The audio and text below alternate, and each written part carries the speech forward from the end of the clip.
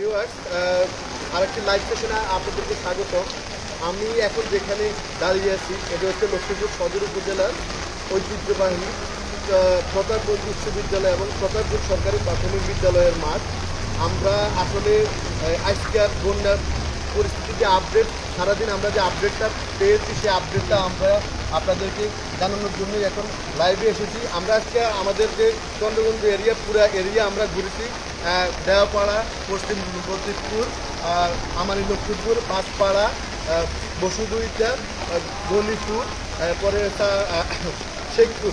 আমরা এই এলাকাগুলো ঘুরে আমরা যেটা দেখেছি, এতদিন পর্যন্ত পানির যেই প্রভাবটা ছিল একটু কম। এখন গতকালকের যে অনবরত বৃষ্টি, সেই বৃষ্টির কারণে অনেক পানি আসলে বেড়ে গিয়েছে। আমাদের আশ্রয় কেন্দ্রগুলো ভরপুর হয়ে গেছে। আগে যে পরিসংখ্যানটা ছিল তার চেয়ে অনেক মানুষ এখন বৃদ্ধি পেয়েছে এবং মানে আশ্রয়ের খোঁজে আছে এখনও মানুষ যারা এখন পর্যন্ত কোথাও কোনো আশ্রয় পায় নাই। এবং অনেক ফ্যামিলি আছে যারা আশ্রয় কেন্দ্রে যেতে কুণ্ঠাবোধ করে, তারা কিন্তু বিভিন্ন জায়গায় ফ্ল্যাট বাসা খুঁজতেছে ভাড়া নেওয়ার জন্য। চন্দ্রগঞ্জ এলাকা এবং চন্দ্রগঞ্জের আশেপাশে তেমন কোনো ফ্ল্যাট বাসা এখন পাওয়া যাচ্ছে না। আমাদের কাছে আজকে যে পরিসংখ্যানটা আছে, কফিলউদ্দিন বিশ্ববিদ্যালয় কলেজ গতকালকে যা ছিল, আজকে 165 ফ্যামিলি, অলমোস্ট প্রায় 500 থেকে 600 ফ্যামিলি। আমি সন্ধ্যায় কফিলউদ্দিন কলেজের দায়িত্বে যারা আছে তাদের সাথে কথা বলেছি। তারা আমাকে যেটা জানিয়েছে যে তারা একটা হল রুম এখন বাকি আছে, যেখানে সম্মেলন কক্ষ, ওই হল রুমটাও তারা খুলে দেওয়ার জন্য চেষ্টা করতেছে। এবং আমরা এখন যেখানে দাঁড়িয়ে আছি, আসলে আমরা প্রতাপপুর সরকারি প্রাথমিক বিদ্যালয় এবং প্রতাপপুর বিদ্যালয়ের মাঠে এখন আমরা আছি। এখানে আমরা আসলে একটা বিষয় না বললে হয়, প্রতাপপুর সরকারি প্রাথমিক বিদ্যালয়ের কর্তৃপক্ষকে ধন্যবাদ যে এখানে এই ছোটো ছোটো বাচ্চাদের জন্য একটা রুম আছে, যেখানে আসলে অনেকগুলো জিনিসপত্র থাকে। সেই রুমটাও কিন্তু বন্যাদের জন্য খুলে দেওয়া হয়েছে এবং প্রতাপপুর উচ্চ বিদ্যালয়ের সবগুলো রুমই খুলে দেওয়া হয়েছে। এবং আমাদের প্রতাপপুর উচ্চ বিদ্যালয়ের সম্মানিত প্রধান শিক্ষক নিরলসভাবে পরিশ্রম করে যাচ্ছে এই বন্যার্থদের বিভিন্নভাবে সেবা দেওয়ার জন্য। এছাড়াও আত্মামরিন, আমাদের পার্শ্ববর্তী যে আত্মামরিন মডেল মাদ্রাসা আছে, সেখানে প্রায় 30টা ফ্যামিলি আছে। গতকালকে 22টা ছিল, আজকে আরও বাড়ছে। এখন সন্ধ্যার পরে যে তথ্য আছে যে আরও বাড়তে পারে। এছাড়া গার্লস স্কুলে এ পর্যন্ত আমরা যতটুকু তথ্য পেয়েছি যে 50টির উপরে ফ্যামিলি এসেছে। এখন সেখানে প্রায় 200 থেকে 300 মানুষ আশ্রয় নিয়েছে। আমাদের আজকের দিনে আপনার প্রায় 3টা আশ্রয়কেন্দ্র চন্দ্রগঞ্জে বেড়েছে। তার মধ্যে একটা আশ্রয়কেন্দ্র হচ্ছে চন্দ্রগঞ্জ পশ্চিম বাজার সমতা হলের সামনে খোকন মিয়ার 5তলা বিল্ডিং, যেটা আগে আধুনিক হসপিটাল ছিল, সে বিল্ডিংটিও তিনি আজকে খুলে দিয়েছে। এবং খোলার সাথে সাথে সেখানে প্রায় 20 থেকে 22টা ফ্যামিলি এসে আশ্রয় গ্রহণ করেছে। এবং দেওয়াপাড়া সরকারি প্রাথমিক বিদ্যালয়ে 10 থেকে 12টি ফ্যামিলি আছে। প্রত্যেকটি ফ্যামিলির সাথে কিন্তু 2 থেকে 3 জন মেম্বার আছে। এছাড়া লতিফপুর সরকারি প্রাথমিক বিদ্যালয়ে আমরা যতটুকু আপডেট পেয়েছি, সেখানে 20টি ফ্যামিলি আছে। এবং আরেকটি আছে বকুলতলা কিন্ডার গার্ডেন আছে একটা পশ্চিম লতিফপুরে, সেখানে প্রায় আপনার 20টি ফ্যামিলি আছে, 12টি ফ্যামিলি আছে। এবং সাফওয়ান টাওয়ার আছে আমাদের এখানে আত্মামরিনের পিছনে 10তলা বিল্ডিং, সেখানে প্রায় 20টি ফ্যামিলি আছে। এছাড়া আরেকটি আজকে উন্মুক্ত হয়েছে চন্দ্রগঞ্জের আন্ডারগ্রাউন্ড নামক স্থানে লাইফ শাইন একাডেমি, সেখানে প্রায় 20টি ফ্যামিলির উপরে আসে আজকে আশ্রয় গ্রহণ করেছে। এছাড়া বসুদুইটা সরকারি প্রাথমিক বিদ্যালয়, সেখানে প্রায় 10টি ফ্যামিলি আছে।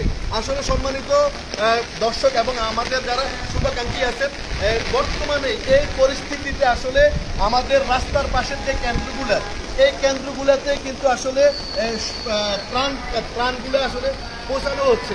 আমাদের ভেতরের যে কেন্দ্রগুলো আছে আশ্রয় কেন্দ্র, যেমন বসুদুইটা সরকারি প্রাথমিক বিদ্যালয়, পাঁচপাড়া হাই স্কুল, পাঁচপাড়া সরকারি প্রাথমিক বিদ্যালয় এবং জৈন্তির পুকুরপাড়ের যে সরকারি প্রাথমিক বিদ্যালয় আছে, এছাড়াও আমাদের দেওয়াপাড়া সরকারি প্রাথমিক বিদ্যালয়, পশ্চিম লতিফপুর সরকারি প্রাথমিক বিদ্যালয়, এই কেন্দ্রগুলোতে কিন্তু তেমন ত্রাণ পৌঁছানো হচ্ছে না।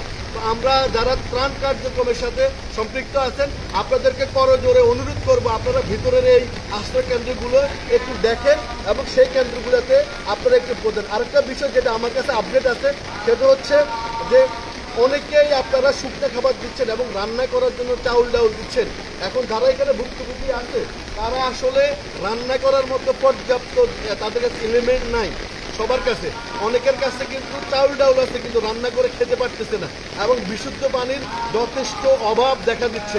আপনারা যদি পারেন যার যার সাধ্য মতো, যার যার সামর্থ্য অনুযায়ী তার এলাকাতে যেই কেন্দ্রটা আছে তার সামনে আপনারা যতটুকু আপনাদের সাধ্যমতো আছে খাবার রান্না করে পরিবেশনের ব্যবস্থা করার জন্য অনেকেই অনুরোধ করেছে। এছাড়া পানির যে তীব্রতা বাড়তেছে, এই পানির তীব্রতা কিন্তু আরও বাড়তে পারে, বৃষ্টি কিন্তু এখনও থামতেছে না। আমরা আজকে আমাদের লক্ষ্মীপুর জেলার সম্মানিত জেলা প্রশাসক মহোদয়ের সাথে কথা বলেছি, তিনি আমাদেরকে যেমনটা জানিয়েছে আসলে এই সরকারি যেই অনুদান সেটা আসলে অপ্রতুল, আমরা যেটা জানতে পেরেছি।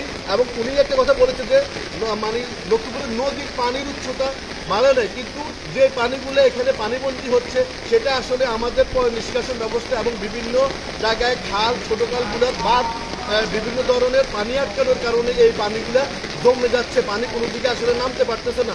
সরকারি খালগুলো দখল করার জন্যই এই পানিগুলা আটকে যাচ্ছে। তারপরেও তিনি বলেছেন যে সরকারি সহযোগিতার সাথে সাথে বিভিন্ন সামাজিক সংগঠন, এমন আমাদের বৈষম্য বিরোধী ছাত্র আন্দোলনের যারা নেতৃবৃন্দ আছেন তারা যোগাযোগ করে বিভিন্ন ধরনের ত্রাণ অনুদান লক্ষ্মীপুরে পাঠানো হচ্ছে। আমরা আরেকটা বিষয় আছে জানতে পেরেছি, লক্ষ্মীপুর সদর উপজেলার পক্ষ থেকে আমাদের চন্দ্রগঞ্জ ইউনিয়নের জন্য 1 টন চাউল পাঠানো হয়েছে, যদিও সেটা অপ্রতুল, তারপরে সরকারি বরাদ্দ যতটুকু আসছে আমাদের চেয়ারম্যান সাহেব এটাকে সমবন্টন করার জন্য চেষ্টা করব।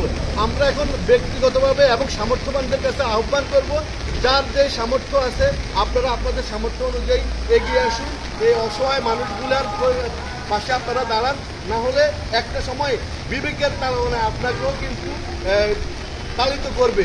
আসলে এই ছিল আমার কাছে চন্দ্রগঞ্জের এই আজকের আপডেট। আপনারা দেখছেন আমি এর আগে যে লাইভটা করেছি প্রতাপগঞ্জ স্কুলের মাঠে, সেটা আমার হাঁটুর নিচ পর্যন্ত পানি ছিল, আজকে কিন্তু আমার হাঁটুর উপরে পানি উঠে গেছে, তার মানে পানি কিন্তু উচ্চতা বাড়তেছে। তো আমরা সামাজিক সংগঠনগুলো এবং রাজনৈতিক সংগঠনগুলো এবং আমাদের বর্তমান সময়ে দেশকে আরেকবার স্বাধীন করার কৃতিত্ব যাদের, সে বৈষম্য বিরোধী ছাত্র আন্দোলনের ছাত্রদের প্রতি আমাদের আকুল আবেদন থাকবে, আপনারা যে ত্রাণ সহায়তাগুলো করেছেন আপনারা এগুলা বিভিন্ন দুর্গম এলাকায় যে মানুষগুলো পানিবন্দী আছে সেগুলোতে আপনারা একটু পাঠানোর ব্যবস্থা করেন।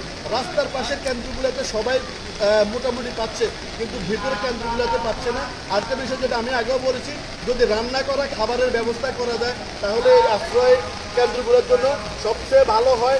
আমি এর সর্বোপরি যে বিষয়টা আসলে না বললেও নয়, আমাদের যে শিক্ষা প্রতিষ্ঠানগুলোর প্রধানরা আছেন তারা কিন্তু অনেক কষ্ট করতেছে এখানের লোকগুলোকে আশ্রয় দেওয়ার জন্য, এবং ব্যক্তি উদ্যোগে অনেকে তাদের বিল্ডিং ছেড়ে দিচ্ছে এবং তাদের ফ্ল্যাট ছেড়ে দিচ্ছে, এই ধরনের সংবাদও আমরা পাচ্ছি। তো সবাই সবার দিক থেকে এগিয়ে আসুন। আসলে এই বিষয়গুলো যদি আপনারা সবাই মিলিয়ে একটু এগিয়ে না আসেন তাহলে আমরা ভবিষ্যতে যে বিষয়গুলো অনাকাঙ্ক্ষিত যে বিষয়গুলো আমাদের সামনে আসবে এগুলো আমরা এড়িয়ে যেতে পারবো না।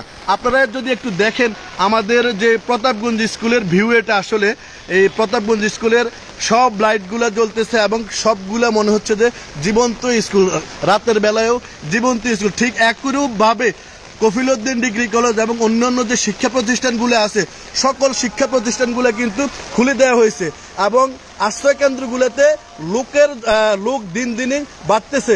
সো আপনারা একটু সবাই চেষ্টা করবেন সবার জায়গা থেকে সাহায্য সহযোগিতার হাত বাড়িয়ে দেওয়ার জন্য।